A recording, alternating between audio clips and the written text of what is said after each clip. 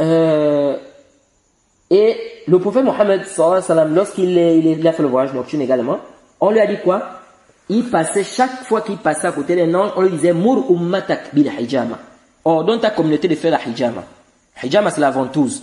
Et ça, c'est une chose aussi que beaucoup de gens ignorent et ils ont délaissé. La ventouse, c'est quelque chose de bénéfique et de profitable. Vous voyez, c'est une pratique qu'on fait, hein, ce qui consiste à faire sortir le mauvais sang du corps. Et ça soigne. La hijama, ça soigne. Vous voyez, ça soigne beaucoup de maladies. C'est pourquoi le prophète Mohammed sallallahu alayhi wa sallam s'est venu dans beaucoup de hadiths que ça a beaucoup de mérites. Ça a beaucoup de mérites. Mais ici, je tiens à rappeler que la hijama, c'est bien de faire ça le 17, le 19 et le 21. C'est venu dans les hadiths authentiques et clairs, authentifiés par le Cheikh Al-Albani, rahimahullah, et bien d'autres, que le prophète a dit qu'on doit faire ça le 17, le 19 et le 21. Mais ça ne veut pas dire qu'on ne peut pas faire ça d'autres jours, non. Mais c'est les jours qui sont bénéfiques, qui sont profitables pour nous. C'est mieux pour nous de faire le 17, le 19 et le 21. Vous voyez. Et en même temps aussi, je rappelle que il est aussi, c'est interdit de faire la hijama. C'est interdit, ça, il y a des jours où c'est interdit de faire la hijama. Quels sont ces jours-là? Le mercredi, le jeudi, le samedi et le dimanche. Le mercredi, le jeudi, le samedi et le dimanche, c'est interdit de faire la hijama. On doit faire la hijama quand? Le lundi. Tu veux faire la hijama, tu fais le lundi, le mardi, le vendredi. Lundi, mardi ou vendredi. Mercredi, jeudi, samedi, dimanche, c'est interdit. C'est interdit. Donc, ce sont des points qu'il faut retenir. Maintenant, si le 19, ou bien le 17 ou le 21, ça tombe les jours interdits, qu'est-ce qui se passe? Al-hazir muqaddam ala al-mubih. Si l'interdiction se rencontre avec la permission, on fait précéder l'interdiction.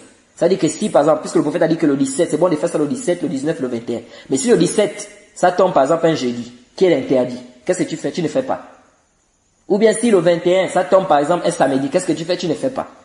Donc c'est ce qui est juste par rapport à la hijama. Et la hijama, il y a beaucoup de mérites sur ça. Il y a des médecins aujourd'hui qui ont même fait des recherches sur la hijama, et ils ont écrit des livres que ça soigne beaucoup de maladies.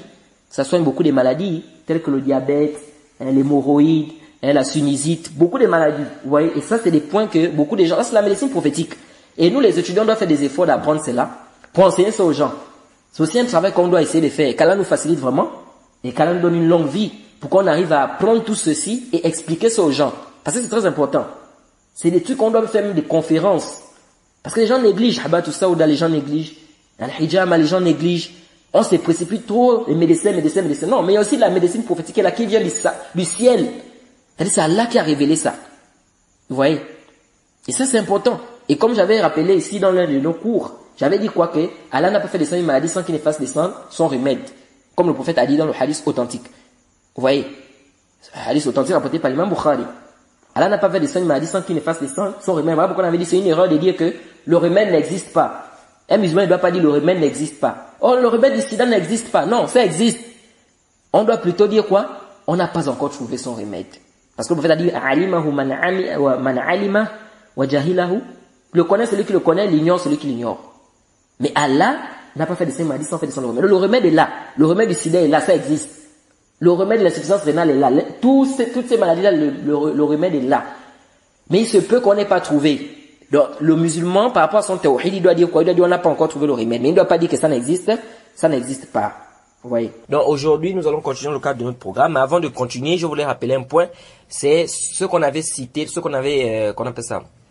Rappelé lorsqu'on avait parlé de la hijama, c'est-à-dire la ventouse, la ventouse. Et on avait expliqué ça. Je crois que ça, c'est les cours précédents. Et on avait dit qu'il y a des jours où il est interdit de faire la hijama. Et parmi les jours, on avait cité quoi? Parmi les jours, on avait cité le jeudi. Parmi les jours, on avait cité le jeudi. Mais ce n'est pas le jeudi. Je suis reparti sur le asl du hadith. Et dans le asl, dans l'origine, l'origine du hadith, ce n'est pas le jeudi. C'est plutôt quoi? C'est plutôt le vendredi. Vous voyez, c'est plutôt le vendredi. Donc, c'est permis de faire la hijama, le lundi, le mardi et le jeudi. Quant au reste des jours, c'est venu quoi? Le prophète a dit d'éviter ces jours-là. Et quiconque fait scission avec le messager, après que le droit chemin lui est apparu, et suit un sentier autre que celui des croyants, alors nous le laisserons comme il s'est détourné, et le brûlerons dans l'enfer. Et quelle mauvaise destination!